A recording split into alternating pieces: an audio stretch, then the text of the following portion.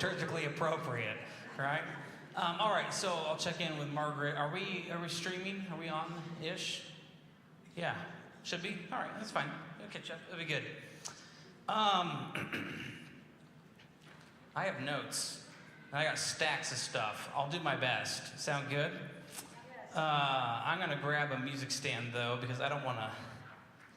Meanwhile, while I'm walking back here, you might not have noticed, but there's only like a few things that I'll do from the pulpit. I'll do like intercession and prayers. There's a part of the liturgy of like communion that's like forgiveness of sins. I do that from the pulpit, but I like refuse to do church business from the pulpit, right? just me. I think prayer should come from the pulpit, not politics of the church. So yeah, I'll just sit down here for that. Sound good? Okie dokie, and if it doesn't, tough, right? Okay, very good. Wonderful. All right, so we'll work through this. I got about, I think, like 9 slides. I'm going to ask that you sort of hold questions to the end. Is that fair? Because I want to get through the stuff, right? And then there'll be some stuff I'm sure you have questions about. So write it down. You know, use your phone. You can text me the question. That way that's what my wife and I do. It's like I'm going to the grocery store. It'll be like eggs. She's like, why'd you text me eggs? I go, it's so I don't forget, right? So just you text me, text your spouse, text a friend, whatever. And they go, why'd you text me this question? Because Pastor told me to. Okay. Or write it down on your bulletin. That way we'll be good. All right. So let's hop in. Those of you who are, dyed in the wool Methodists, cradle to grave folks, you've seen all this come and go, all that jazz. For those of you who are newer to Methodism, welcome. I'll do my best to capture both of your attentions, and it will be a challenge, but that's that. All right. So here's where we're going today. This is the General Conference content at a glance. The first is we'll talk about Methodists, as I like to say, and then what is General Conference? Legislation and voters and democracy? What? And then the 4 R's that came up during General Conference: regionalization, restrictive language, revised social principles, and reaffiliation. And if you don't know what those 4 things are, that's fine. That's what today is about, and that's okay. And if you know what those 4 things are about, that's fine. That's what today is about, and so we'll talk about them. It'll be very good, I hope. Don't stone me. Okay, so the first one we'll go to Methodist. Hit my slide for me so I can do my thingy. Methodists have their own structure, like any other church. And I love my friends who are like, so you're a Methodist, right? I go, yep. And they go, I don't know about your church. You guys got a lot of stuff, like layers. I'm like, yeah, every church has layers. Every church has politics, because politics just means life together. I don't mean voting Republican or Democrat, right? I mean like laws. We all decided that the speed limit on Madison is going to be 25 miles an hour, even though some people follow it and some people don't, right? But the law is it's 25 miles an hour. That's politics. That's law. That's governance. It's so we can live together without killing each other, right? All churches have their own structure. In the Catholic Church, what the Pope says goes. Do you all remember this? During COVID, that Pope Francis put out a papal decree to drain the baptismal fonts. You remember this? Some of those baptismal fonts had not been drained since the Black Plague, right? He made a decree that was like brand new in 700 years. But because they're Catholic, they drained the fonts, because what the Pope says goes. In the Baptist church, down the road here, pick one, it doesn't matter, they're all different. Why are they all different? Because what the pastor says goes. And there's a board of elders, and they call people to come and do ministry, and I get it, right? You all, sometimes in the Baptist churches, just, okay, yeah, I know. I see those scars. No, I'm kidding. It's all right? So, you got Catholics over there and Baptists over here, and then you got Methodists right in the middle, right? Where we believe that we lead together with clergy folk and lay folk leading together. So what I say doesn't go. And what the leadership team says doesn't go. What we say together goes. Because we're Methodists and we lead together. We're not Catholic, we're not Baptist. Good? Nod your head, you're with me? Methodists. They all have, Methodists have our structure just like any other church. You cannot find a church that's like not structured. Doesn't exist. Because they're full of people. And so they all got structure to them. All right, and as such, our structure goes a little bit like this. Somewhere, some bishop in their grave is rolling over because I'm going to just, simplify it. Greenwood United Methodist Church is a charge. We're an individual congregation, and we are a part of a district. The district has a superintendent. Currently, Indiana has 10 districts. There's legislation before the annual conference to redistrict to 5. It's okay. I'm sure they will redistrict again, and then again, and again. We just keep doing this. It's okay. Don't panic. Okay, Greenwood United Methodist Church, you tracking with me? Nod your head, you're with me. District, nod your head, you're with me. All those districts are a part of the state of Indiana, which is an annual conference or a regional area called our conference, and it's overseen by a bishop. Nod your head, you're with me. That's the conference. So the pastors hold their vote at the conference level. My membership is with the Indiana Conference. I'm not a member of this church. You are, right? I'm not. My membership and my vote is at annual conference. So go back, right?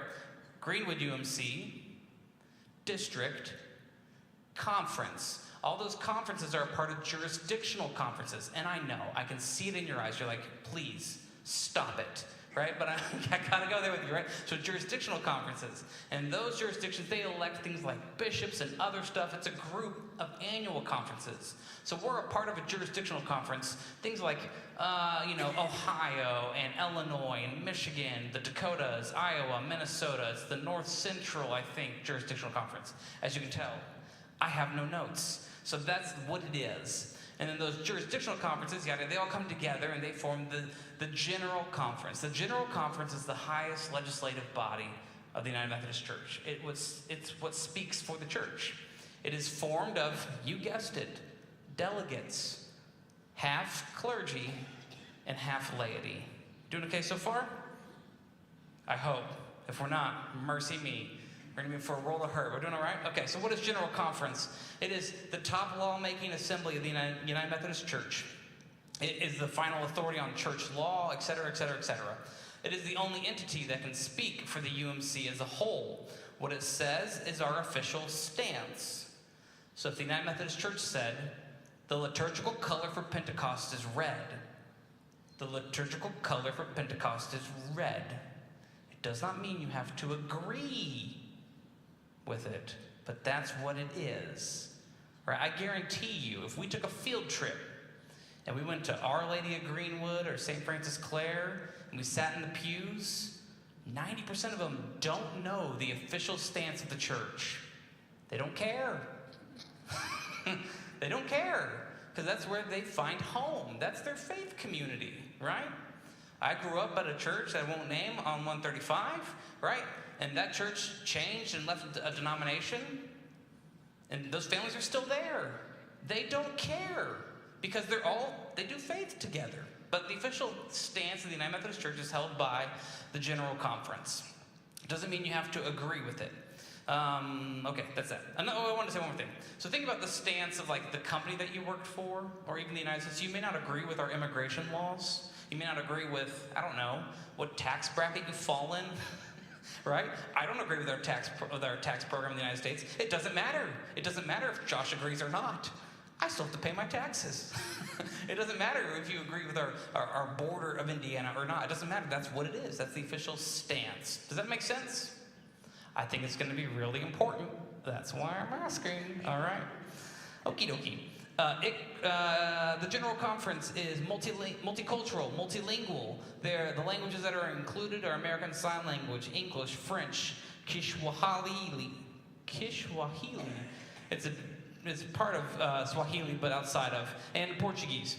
It edits the Book of Discipline. This is the Book of Discipline, right? It creates and edits this book. This is a 2016 edition. And you might be saying, Josh, 2016 was a while ago. Why didn't they edit this in 2020? That's a good question. They tried, and then COVID happened, and so they didn't. And so this General Conference we had in 2024 was technically the postponed General Conference of 2020, held in 2024. Oh yeah, it gets better. Don't worry. All right. So that's the Book of Discipline. It's what the General Conference changes. Does that make sense? One more thing. Pastors, when we are ordained, take a vow to uphold the Book of Discipline and to teach it. I'm just saying that. We take a vow to uphold it and teach it. And it is a living document that changes every 4 years. That means I took a vow to uphold something that I don't know what it's going to be for the rest of my life. But I trust that God is in the middle of moving in the midst of that. Is that helpful to hear? Make sense? Doing okay? Tip-off is at 3:30. Okay, we can make it. We're doing good. All right, so the General Conference is what can change the Book of Discipline, and they meet every 4 years, usually, and it is composed of delegates. Don't go off that slide yet. I'm going to check my notes. The Book of Discipline is composed of our doctrine, our constitution, our church laws, our rules of organization, and procedures. It's very exciting. And the Book of Resolutions is also made by the General Conference. I didn't bring a copy because I think it's in the library. It's like this big. It's called the Book of Resolutions. It contains the denomination's positions on current social issues, and these resolutions expire after 8 years unless General Conference readopts them. General Conference is in charge of approving a budget also every 4 years, allocating apportionments for denomination-wide ministries around the globe. Apportionments are how we're structured in terms of our budget. So a portion of our funds goes towards supporting district-wide things, conference-wide things, sometimes jurisdictional-wide things, and sometimes all the way up to General Conference. Things like UMCOR, which is the United Methodist Committee on Relief. So when the tornado ripped through Houston this past couple days ago, and half the city of Houston's without power, by the way. I don't think it really made a whole lot of headlines, but some of you are shaking your heads. UMCOR was there on the scenes, and how they get those funds, that comes from the General Conference. Does that make sense? Okay, so the word that you're going to hear thrown around a lot is that we are a connectional church. To be United Methodist is to be a part of the connection. Right? Baptists are a congregational church. They are a church unto themselves. They may not give money to big stuff. And if they do, it's because they chose to do so. It's not because they're part of a connection. The Catholics, right? They're a connectional system as well. They have ministries that are Catholic ministries throughout the world. How are those things funded, you might ask? The same way that Methodists fund, right? We fund them by our offerings, by apportionments. Doing good? All right, legislation. We'll go to the next one. So, there's legislation and voters and democracy in our system. And this is how the General Conference functions. It's a lot like the U.S. government, right? They get resolutions that come before them, and they are supposed to enact on the resolutions. And I'm going to move fast for you because I don't want to bore you. This year at the General Conference, there were supposed to be 862 half-clergy and half-lay delegates. The seated delegates who showed up were 760 from U.S., Africa, Philippines, Europe, including Russia. And there were 273 delegates alone that were supposed to be from Africa. There were 370 anticipated. And then they look at petitions. If you're bored, that's right. They look at petitions. Petitions can come from any United Methodist Church organization. Petitions can come from clergy members, lay members. They can submit petitions like a bill before Congress. This year, at General Conference, there were 1,100 submitted resolutions. All the petitions have to be acted upon, and they're acted upon in legislation committees. If this sounds like the U.S. government, that's because our church was founded at the same time of America. And so we said, what are you guys doing? Copy, paste, got it. That's what we're going to do, right? So it functions very similar. There are 3 branches of the church: Judicial Council, General Conference, and Council of Bishops. There's a legislative committee. I know. I'm sorry. All right. A few more things. These petitions came before the whole body. They make a plenary calendar. And then the United Methodist Church has never altered its doctrinal standards, and no proposals came before the General Conference seeking to change doctrinal standards. I'm going to say that again because I think it's really important. The United Methodist Church has never changed its doctrinal standards. Stuff like, belief in God, belief in Scripture, right? Belief in Jesus and his life, death, and resurrection, belief in the Holy Spirit. We have never changed them. So when you see something online that says the United Methodist Church has changed its doctrinal standards, it is blatantly false. Okay, I said my piece, right? All right, we're doing good. Legislation takes effect January 1. All right, so here are the 4 R's. These things came before General Conference, and they were the most talked about thing. The first one was regionalization. The second is restrictive language. The third is the revised social principles. And the third is reaffiliation. A major exception to this, in my opinion, was that full communion agreements came and were voted on by the Episcopalian Church. And full communion agreements are really, really, really, really big in church world. That means that we receive and recognize all the ordination of all the other denomination. So if this is voted on and approved by the Episcopalians, that means any United Methodist pastor can now go serve in an Episcopalian church. And the Episcopalian priest could come and serve in a Methodist church. We are already in full communion with like 3 other denominations. One is the Moravian Church. One is the Evangelical Lutheran Church, or the ELCA, Evangelical Lutheran Church of America. And the third is another small one, I don't remember. So we already have full communion agreements. Does that make sense? Okay, but the 4 R's are what everybody wants to talk about. So that's what we'll do. All right, we'll go to the first one. Regionalization. Regionalization is fancy. It's an attempt to make the denomination less U.S.-centric. So it was approved by the General Conference, and it attempts to put different regions on the same footing, and it would create a general book of discipline, and yada, yada, yada. The problem with it is that it requires a 2/3 vote at the annual conference. And not only a 2/3 vote at the annual conference, but a 2/3 vote of the aggregate members of annual conferences. So, don't worry. It's been approved. It has to go back to the annual conferences. They have to vote on it. And then it has to go back to be implemented. And so that's regionalization. What that means is, you may not know this, but there are some countries where like being gay is illegal, and they will put you in prison or kill you. And there are United Methodist churches in those countries. So if we made a sweeping change, like saying being gay is not illegal, and then they were a part of a Methodist church, which is a global entity, and they're a part of a country that says actually it's punishable by death or imprisonment, you can see why this would put some people in a weird position. So regionalization is supposed to say, let's let different countries handle it based on their regional laws. Does that make sense? Any questions about that so far? I know I told you to hold your questions at the end, but now I feel like I should ask. Good? That's what regionalization means. Let's let France handle France, Germany handle Germany, Botswana handle Botswana, Mexico can be Mexico, and the U.S. can be the U.S. We're not going to try to enforce each other's laws in our jurisdictions, in our areas. Okay? That's regionalization, the first R. The second R, ooh, this is the spicy one. All right, restrictive language. The General Conference voted by overwhelming majority to remove discriminatory language and bans related to ministry by, with, and for self-avowed practicing gay and lesbian people. So that language was removed from the, where'd it go? From the Book of Discipline. That language is only found in like 3 places, and that language was only really added to the Book of Discipline in the 70s. I'm going to say that again. That language was added to the Book of Discipline in the 70s. Which raises a really interesting question, for me, what did it say in the 60s?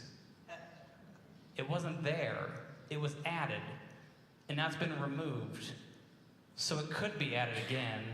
It could also be removed later. Who knows, right? That's just the nature of the inner workings of the church. So they removed this language, the language that bans language and bans related to ministry by, with, and for self-avowed practicing gay and lesbian people. So I'll read my notes now. Sound good? Removal of language that the practice of homosexuality is incompatible with Christian teaching. Removal of the ban on the ordination and appointment of self-avowed practicing homosexual clergy. Removal of language that made the ordination of self-avowed practicing homosexual clergy and the performance of same-sex weddings chargeable offenses. So, if I married a gay couple, you all could press charges against me, right? That's what you could do. And now it's been removed, so it's no longer allowed. We'll keep going. The removal of mandatory minimum penalties for clergy holding same-sex weddings. An allowance for all clergy in good standing to be appointed across annual conference lines when their bishop can't locate an appointment in their conference. Doing okay? Okay, that's restrictive language. Very good. All right. we'll come back to it, I promise. 7, revised social principles. Go to the next slide, hopefully. Do I have it up there? Yes. Okay, the social principles needed a vast overhaul. They've not been overhauled in nearly 50 years. And the social principles are statements that reflect the official UMC teachings on a wide range of topics. I will not do this to you, but here's the final draft of the revised social principles. I find them very interesting. I'm not going to read it to you because it's 47 pages long. And so if you're interested, this is your copy. But we'll just, do this real fast. Someone shout out a number between 1 and 30. 29. Thank you so much for playing along. All right, there's a social principle on sexual harassment, abuse, and assault. Someone give me another number, 1 through 30. 12. Thank you for playing along. Affirming science and traditional wisdom. Are you riveted yet? Well, let's do one more, 1 through 30. 7.5. I'm going to round up to 9. So creation, destruction of ecosystems, global warming and climate change, and dependence on fossil fuels. These are the official social principles of the church. They're meant to sort of bring biblical witness to contemporary problems in our society. Okay, I know. I'm just saying. They're statements that reflect official UMC teachings on a wide range of topics, and there's a lot of them. And so that's that. Okay, we'll go to the last one. 8, reaffiliation. Many of you know that there are a number of churches that disaffiliated in our county, and I'll just name them. Honey Creek used to be United Methodist, and now it's more independent, I think. And then Mount Auburn used to be United Methodist, and now it's part of the Global Methodist Church. And did I get them all? I think there's 2. There was a few that closed. So just to be clear, there's a difference between a disaffiliation and closing. Like Whiteland UMC closed. They did not disaffiliate. The one down in Edinburgh closed. It did not disaffiliate. So this is just our county. I won't go into the whole state of Indiana because we don't have time for it. So what that means, how they did that was they went through paragraph 2553. It's now been removed from the Book of Discipline. And so now there's a process and a posture of reaffiliation if folks want to come back into the church.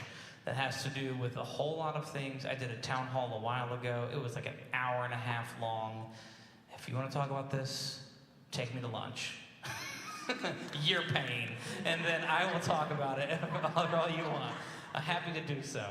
Okay, so now we're attempting more a reaffiliation, right? Which is more just saying, hey, we're not fighting about this. It's okay. Let bygones be bygones. All right, there were other actions taken at General Conference, and I have like 20 bullet points, and I'm not going to read them all because I just don't think you all want to talk about it a whole lot, and that's okay. But I'll read a few of them. They approved deacons to preside at sacraments, full communion with the Episcopalian Church. They renegotiated the number of bishops over Africa and the bishops here in America. They adopted a new book of resolutions. There was a resolution condemning racial, ethnic discrimination and gender-based violence against Asian Americans. They allowed a motion to allow 4 Eurasian conferences to leave and form an autonomous church for various reasons. And then they approved creation care petitions, urging churches to join in net zero pledges for paper usage, energy usage, and carbon footprint. Mercy. All right. So, I'm going to speak from the heart. Does that sound good? I have taken off my collar. I am speaking from the heart. I have no more notes. I'm going to prove it to you. One of the biggest things about all of this, right, was, of course, the restrictive language around homosexual practice in the church. And for the most part, we don't have a say in that because it's the General Conference. They make the decisions, and that's okay. Here's what I want to say about that. Again, I'm speaking from my heart. My posture as a pastor, and what that means. People will say often, what does that mean for us as a church? And this is what it means for us as a church. Not a whole lot, because you all are still the church. And so, I shared this earlier, that my home church was a part of the Presbyterian Church USA, and the PCUSA already went through this. The Episcopalians already went through this. The Lutherans already went through this. Are we gonna ordain gay folk or not? Right? Nod your head. I'm not alone. You're with me. You all understand this. They've already done that. And what happened was some churches chose to leave, and some chose to stay. And the ones that chose to stay are still there doing ministry. And the ones that left are still there doing ministry. But those people that worship there in those walls, that's still the church. Those families are still there because they call that place home. And so never will I really say, you have to do this or you have to do that. That's not how we're structured. That's not what it means to be United Methodist. We decide together. The only thing really that we as a church really need to discuss and talk about is, will we have same-sex unions here in our sanctuary? That's it. They're not really beating down our doors anyways. I've only done, I think, 2 weddings here. We've only had 4 in this sanctuary. I'm asking our wedding coordinator. 3, like in what, the past 3 years, we've had 4 weddings. Like, long gone are the days when everyone gets married at the church. We just don't swim in those waters as a society anymore. And that's okay. It's okay. It's okay. Right? Our posture should always be one of openness, love, and acceptance. And so it doesn't really matter that they're not like beating down the door saying, I want to get married here. I know that your grandkids, your kiddos, nieces, nephews, neighbors, they're all not getting married at churches either. Right? They're getting married at nice venues, destination weddings in the Bahamas, right? All those things. It's okay. So the question that we need to ask ourselves as a leadership team is, will we do it here? And that's it. Pastors have always had the authority to choose who they will marry. I can marry whoever I want. And I mean that with all the joy in my heart, right? What I chose to do as a United Methodist pastor is to uphold the Book of Discipline. And I will tell you, full disclosure, on YouTube, this is like public, that some people have asked me, some gay friends have asked me to marry them, and I told them no. And I told them no, not because I don't love them, and not because of my own particular position on it. I told them no because I took a vow to uphold the Book of Discipline.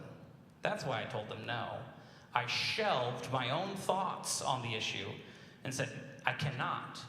And here's why I can't. And then we talked about it. So that language is no longer in the Book of Discipline. So if they ask me, what will I do? It depends on the person. I've told straight people, no, I'm not marrying you because I don't think it's going to work. I've done it. Pastors have always had the discretion to choose who they will marry and who they will not marry. Does that make sense? Okay. So the thing that we really need to do as a church is to decide, well, will we do it here? The other part of this that gets a little confusing for people is, will they send us a gay clergy person?